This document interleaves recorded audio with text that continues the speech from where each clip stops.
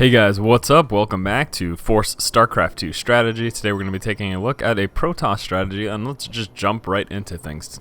Protoss player that we're looking at here is Insolence, and our Protoss opponent is Rock's Kiss Pommy. So let's go right into Insolence vision here. So this is a PvP strategy, clearly. Our opponent is Protoss, and what we're going to be looking at is actually going for a Dark Templar rush. A little unorthodox, but can be very, very effective. The truth of the matter is that in a Protoss versus Protoss matchup, typically what you see is more or less a 4-gate from most people, or a 3-gate with some sort of tech, for example, like Blink Stalkers, going for 3-gate Blink Stalkers, something of the sort. The reason being that a lot of times when Protoss players try to go for a robo build, they just end up way too far behind in just the strength and the overall size of their army if their opponent goes for like a 4-gate, like I said, or a 3-gate Blink Stalker or something of the sort. And Blink Stalkers overall being very prevalent in Protoss versus Protoss because they can be very effective. So essentially what we're going to be looking to take advantage of is the fact that our opponent isn't likely to have a Robo Bay. Obviously you would like to, as much as possible, confirm that fact through scouting, but the fact that they aren't likely to have a Robo Bay, and thusly they aren't likely to have any cloak detection. So what we're going to be trying to do is, again, going for that quick Dark Templar, and if we can get those on the board without a Robo Bay from our opponent, pretty much game over. I mean, there's nothing that they're going to be able to do, especially if they try to warp in a Robo Bay and we already have DT on the floor. All we have to do is kill the Robo Bay. So let's just jump right into things here, starting off with the build order, looking at that 9 Pylon, followed it up with a 12 Gateway and a 14 Assimilator. Now, getting some scouting going on at our opponent's base, we're likely to see the very same thing that we're going for, unless they were going for some sort of a proxy 2-gate, which, as you saw, we did scout for anything of that sort, any sort of proxy gateway. Unless they were doing that, we're going to be seeing pretty much identical to what's going on in our base. Pylon followed by Gateway, followed by Cybernetics Core. And as you can see here, that Cybernetics Core was going down at 16 supply there. So again, very, very standard stuff in our opponent's base, nothing weird going on. And again, you can stay in here until you see a Stalker come on the board. So just move your guy around, take a look at when he gets his second gas. All of this stuff is going to be very telling to you. You can see he pretty much got his second gas at the exact same time we got ours. So yeah, like I said, the very opening in a Protoss versus Protoss, generally you're going to be seeing the exact same thing. And our second gas, as far as timing here, is concerned, that went down at 18 supply. So then at this point we're going to start to see any deviations. Now we are going right now for that warp gate research, very necessary. There's really no reason not to get it. Also going to be chrono boosting out our first Stalker. This is going to be to help prevent any early pressure from our opponent. We did see a chrono boost going down on our opponent's gateway, by the way, as well. And this is also going to be primarily to get rid of this this damn scout inside of our base. We don't want him to see more than he should or more than is necessary. So going to be trying to remove that scout now. Clearly, you're going to want to try to go in for a secondary scout. It's going to be tough with your probe because there is likely to be a Stalker on the board. So not a bad idea is trying to poke in with your Stalker just to see what's going on. If he himself has a Stalker and a Zealot or a Stalker and a Sentry or whatever the case may be, you can just pull your Stalker back and you shouldn't lose him as long as you move him back in time. So Warp Gate Research coming in.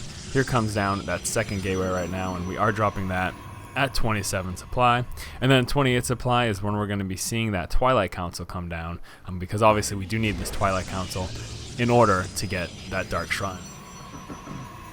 So like I had mentioned, we are going for this Dark Templar rush. So what are we going to be susceptible to? Well, we're going to be susceptible to any sort of really early, strong timing push. Basically, if he pushes out on us in the time that we're warping in our Dark Shrine, we're going to be very vulnerable. Now, there are a few things you can do to alleviate this, one of which is to obviously just get some scouting information. Having these Xel'Naga towers in the middle of the map, very good idea. On top of that, maybe having a probe sit outside of your opponent's base. This is something that I think is excellent, because if you do something like, if you put a probe right here, if he pushes out to attack you, you're going to see it well in advance. It's that much more time you have to prepare than if it was here. So your options would be to, of course, you could warp in a Sentry to put down a force field, and that would help buy you time to get those Dark Templar in. So you can see here this Twilight Council is up, coming down now with that Dark Shrine at 35 supply. So we're going to be moving in here with these Stalkers, just trying to poke inside of his base, see what's going on, and see what damage we can do now.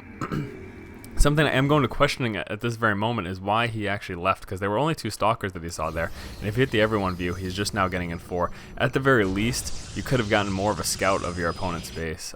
So Insolence moving out, again, I think unnecessarily, but just keep that in mind. If you push in and you see that you outnumber him, try to just poke a little bit. Don't fully commit, don't fully sacrifice your units. You don't have to engage more than is necessary, but at least poke, at least see what you can do. If it seems like you're outnumbered, again, you have these shields that do recharge, so you can just pull back. So our Dark Shrine's just about halfway finished now, and this is really the moment in time that I was talking about that we're susceptible to an attack, and you did see that our opponent here was pushing out, so it's really going to be just defending this, and then if we can do that, we should be pretty safe.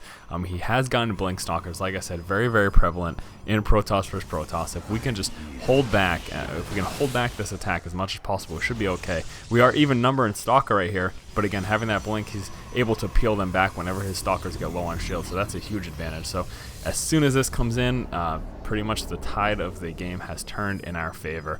Warping in a Dark Templar here, we have this proxy Pylon up here, warping in a Dark Templar. Gonna be going straight for the mineral line. That's target numero uno, essentially. That's really what you want to take down, and obviously this Dark Templar gonna help us easily fend off this attack because there is nothing that he can do. He cannot see this again because he has no Robo Bay moving into his base, hitting his economy, and as soon as he sees this and realizes that his Robo facility isn't even up, that it's pretty much good game, and in fact he does call good game and leave. So yeah, this is really what you can do. You can really take advantage of the fact that a lot of Protoss players in the PvP matchup don't go for Robotech because it can be very dangerous against an opponent who goes for a 4 gateway and just goes straight up mass units. Or it's also very dangerous against an opponent who just goes Blink Stalkers. So because of that, you won't see a lot of Robo Bay play in Protoss versus Protoss, and if you can manage to fend off that early attack from any sort of forces that he's pushing out with long enough, just long enough to get this Dark Shrine out, then you should do pretty well. So let's take one more look at that build order here. Started off with a 9 Pylon, followed that up with a 12 Gateway and 14 Assimilator.